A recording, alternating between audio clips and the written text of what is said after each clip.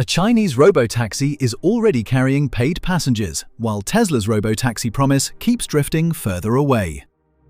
Picture it from the back seat. You open an app in a Chinese city, pick a destination, watch a driverless car roll up to the curb, get in, close the door, and pull into real traffic without a human hand ever touching the wheel.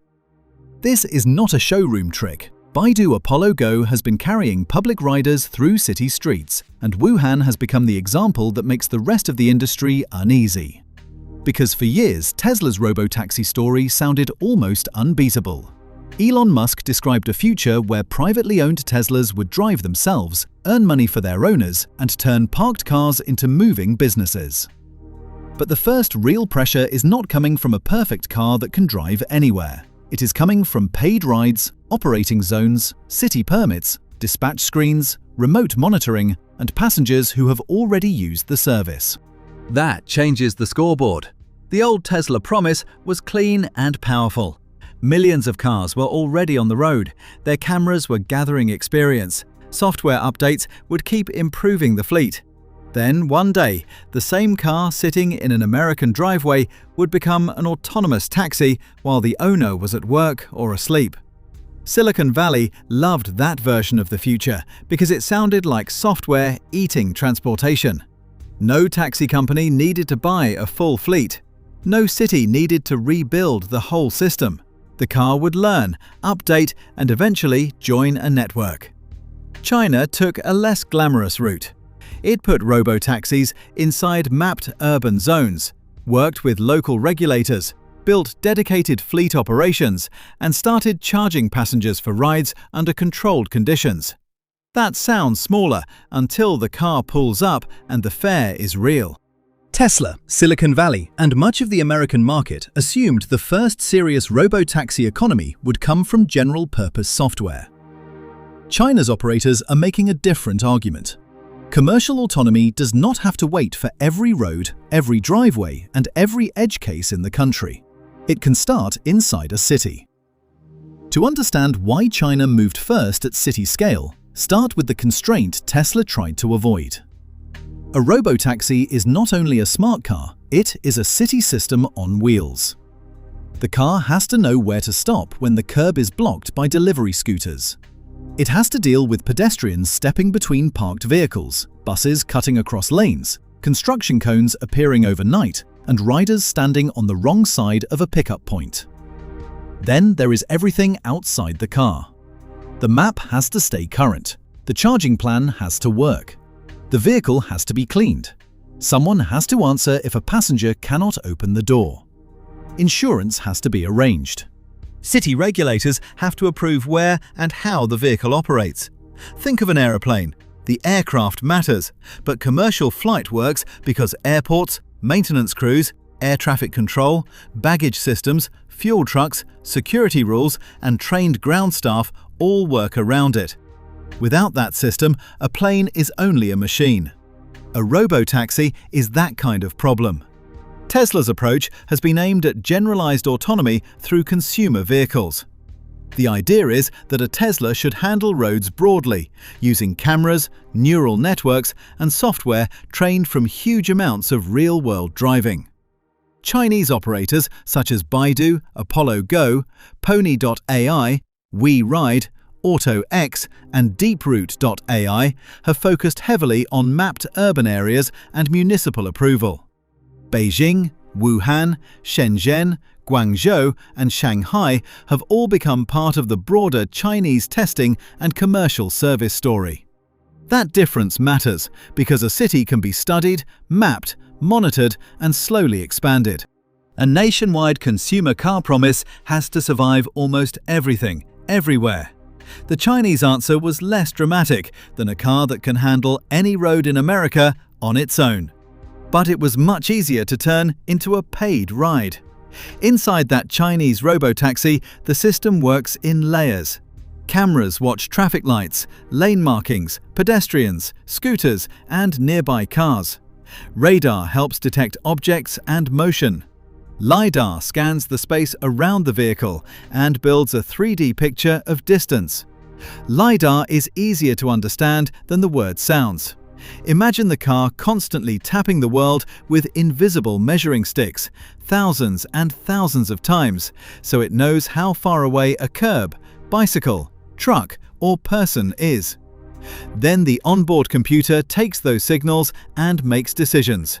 It has to predict whether a scooter will cut across the lane, whether a pedestrian is waiting or walking, and whether the car should continue, slow down, or stop. High-definition maps add another layer. They tell the vehicle the exact shape of the operating area, lanes, turns, crossings, pickup zones, restricted areas, and places where the car should behave carefully. The map does not replace driving intelligence. It gives the vehicle a prepared battlefield. That is far from the clean Tesla story. Tesla has pushed a camera-first philosophy and has tried to avoid expensive sensor suites. The argument is that humans drive with eyes, so cars should eventually be able to drive with vision and learned behavior.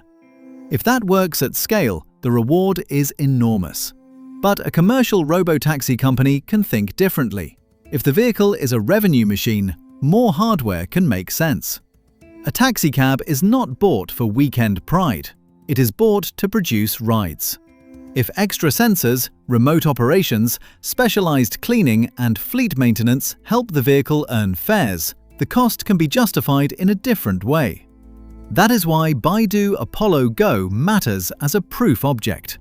The story is not only that Baidu has autonomous driving software, it is that Baidu has been building the vehicles, dispatch system, service area, and operating model around robotaxi use from the beginning. The Apollo RT series vehicles make that direction clearer. They are not ordinary consumer cars with a marketing sticker on the door. They are built around mass deployment, lower hardware cost, ride service, and fleet operation. The goal is not to impress one driver during a highway demo. The goal is to make the vehicle boring enough to dispatch again and again. A fleet also needs a physical base. Vehicles return to depots, batteries are charged, interiors are cleaned, tires are checked, software is updated, faults are logged. If a passenger leaves a bag in the back seat, the company needs a process. That does not sound futuristic. It sounds like running a business. And that is the pressure on Tesla. A video of a car handling traffic is impressive, but a service has to handle the messy parts after the ride is over. A mapped robotaxi zone still has to prove the hardest thing in transportation. Strangers have to trust it enough to pay. This is where the Chinese model starts to scale differently. The operator controls the vehicle, the software, the maintenance, the dispatching, the charging, and the service rules. One company can standardize the fleet, instead of waiting for millions of private owners to decide they want to join a robotaxi network. A delivery fleet is the useful comparison. If one company owns the vans, it can choose the same model, train workers on the same equipment, stock the same parts, and plan routes from a single depot. That is easier than trying to coordinate a million privately owned vehicles with different tires, wear levels, interiors, and owner expectations. Tesla's original robotaxi dream depends on an elegant idea. The car you already bought becomes an income-producing asset. That idea is powerful because it turns a household purchase into a business tool. A monthly payment suddenly looks different if the vehicle can work while you sleep. But there is a catch. A private owner's car is personal space. It has child seats, coffee stains, dog hair, scratches, aftermarket accessories, low tire pressure, personal settings, and an owner who may not want strangers climbing in and out of it at 2 a.m. A fleet vehicle has one job. It runs rides. China's dense cities make that model more attractive. High-rise housing, crowded business districts, heavy ride-hailing use, and short urban trips create a market where a robotaxi can stay busy. A car that spends less time waiting and more time moving has a better chance of making the economics work. China also has a deep EV supply chain. Batteries, electric motors, charging equipment, and vehicle manufacturing are already large industrial systems. That matters because robotaxis are not only software products. They are electric vehicles that need to be built, charged, repaired, and replaced. Local government experimentation is another part of the story. A city can approve a test zone, expand it, adjust rules, require safety reporting, and decide where paid service can run. That is not as clean as a universal software switch, but it creates a path from test vehicle to public service. Baidu's push toward lower-cost robotaxi hardware attacks the same problem from the vehicle side. If a purpose-built robotaxi becomes cheaper to produce, each paid ride has less capital cost sitting underneath it. A $100,000 science project is hard to scale. A cheaper fleet vehicle has a different future. Tesla's claim has always been more radical. Existing cars could become robotaxis through software. If true, that could be one of the most powerful business shifts in automotive history. But the longer that claim stays in the future, the more pressure comes from services that already charge fares in limited areas. A messy paid service is still paid. A limited operating zone is still an operating zone. A supervised consumer feature is still not a broad, unsupervised robotaxi network. That is the uncomfortable reversal. China does not need to prove that every robotaxi can drive across the United States tomorrow. It only needs to prove that city-by-city service can become a real business before Tesla's wider promise arrives. And that proof is no longer trapped in slides, launch events, or edited driving clips. A passenger in Wuhan can hail an Apollo Go robotaxi through an app. The car can arrive in a defined service area. The ride can move through ordinary city traffic under the rules of that operating zone. That is the practical test. Wuhan matters because it gives the robotaxi story scale. It is not the only Chinese city in the story, but it has become the example people point to when they want to understand how a large operating area changes the conversation. A small test loop can be dismissed, a single campus route can be dismissed, a carefully staged demonstration can be dismissed, but a public-facing ride service in a major city is harder to ignore. Baidu Apollo Go is the main proof ladder because it combines the visible car, the app-based service, the operating zones, and the commercial intent. The passenger experience is familiar: request a ride, wait for pickup, get in, watch the screen, and arrive. The strange part is the empty driver's seat. China's broader permit system also matters. Autonomous driving in cities requires permission, reporting, safety controls, and operating boundaries. That may sound like a limitation, but it is also how new transportation systems become real. The rules create the lane where the business can run. Pony.ai and WeRide add another layer, because this is not one company trying to create a headline.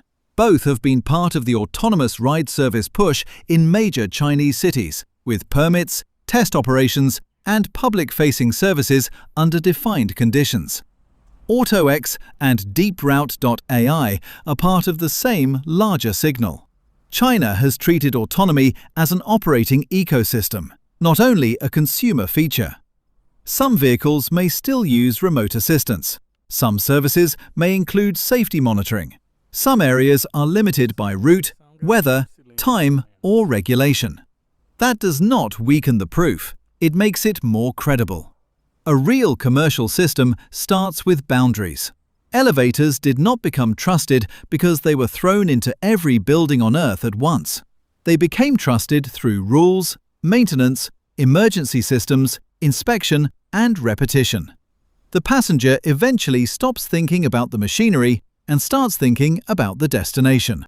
Robotaxis have to earn that same kind of boredom. This is where Tesla's position becomes harder to defend with language alone. In the United States, full self-driving remains a supervised consumer system. The human driver is still responsible. The car may do impressive things, but the product is not the same as a driverless taxi service broadly carrying public riders without a driver behind the wheel. Tesla has talked about robotaxis for years. The timeline has moved from future year to future year. The promise has stayed dramatic. The car will drive itself, join a network, and create value beyond ordinary ownership. The Chinese fleets attack the waiting period. They do not say, "We solved all driving everywhere." They say, "Here is a city zone. Here is the app. Here is the ride." That is a different kind of evidence. Once paid rides exist, the question changes. The industry is no longer only asking who has the best demo video, the cleanest neural network presentation, or the most confident future claim. It is asking who can turn autonomy into a repeatable business. That question reaches far beyond Tesla. If Chinese robotaxis keep reducing the cost per ride, they put pressure on human-driven taxis first. A driver is one of the largest costs in ride-hailing. Remove or reduce that cost under the right operating conditions, and the economics of an urban trip start to change. Ride-hailing companies care because margins have always been difficult. The app looks simple from the passenger seat, but the business depends on drivers, incentives, vehicle supply, insurance, and utilization. A controlled autonomous fleet could change that equation if the vehicles run often enough. Cities care because dense urban transport is already strained. Robotaxis are not a magic cure for traffic. A street full of empty autonomous cars would still be a traffic problem, but a well-used fleet could change how some households think about second cars, airport trips, late-night rides, and short urban errands. Automakers care because a robotaxi is not shaped by the same priorities as a family car. It may need sliding doors, easy clean surfaces, durable seats, large screens, redundant sensors, strong battery life, and fast service access. That creates demand for purpose-built autonomous EVs instead of ordinary sedans with a driver removed. Detroit should pay attention because this is an automotive business and a transportation business at the same time. The car is no longer only sold once to a household. It may be deployed, monitored, updated, and monetized ride after ride. That is close to what Tesla promised, but the ownership model is different. Tesla imagined a future where individual owners might offset car payments by sending vehicles into the network. China's fleet model suggests another future. The operator owns the machine, controls the service, and competes directly on ride cost. For a household, the question becomes blunt. If a cheap, reliable robotaxi is available in a dense city, does every family still need a second private car? If a ride costs less than parking, fuel, insurance, maintenance, and depreciation, some people will do the math. That is not the same as saying private car ownership disappears. Americans, especially outside dense cities, still value range, privacy, flexibility, and control. A family in suburban Texas does not live like a commuter in Wuhan or Shenzhen. That is the balanced part of the story. Tesla still has major advantages. It has one of the most recognizable EV brands in the world. It has strong software talent, large-scale manufacturing experience, and a huge number of real-world driving miles flowing from customer vehicles. If Tesla solves generalized autonomy at a high level, the result could be more flexible than a fleet confined to mapped zones. A car that can drive almost anywhere would be more powerful than a car that works only inside approved areas. That possibility is why investors, engineers, and Tesla believers still take the company seriously. But possibility is not the same as service. The most impressive future system still looks late when another country is selling rides today. That is the pressure inside the title. The Chinese robotaxi does not have to be perfect to make Tesla's promise look delayed. It only has to be operational enough, public enough, and paid enough to change the comparison. That brings the story back to the passenger in the Chinese robotaxi. They are not reading a prediction about future income from a parked car. They are sitting in the back seat while software, sensors, maps, permits, and fleet operations move them across a city. That ordinary ride is the part Tesla cannot explain away. China's robotaxi progress does not prove that every city will remove drivers tomorrow. It does not prove that every technical edge belongs to China. It does not prove that mapped fleets are the final form of autonomous transportation. It proves something narrower, and that is why it matters. City-scale autonomy can be commercialized before universal self-driving is solved. A company can begin with operating zones, municipal permits, purpose-built vehicles, remote support, fleet depots, and paid public rides.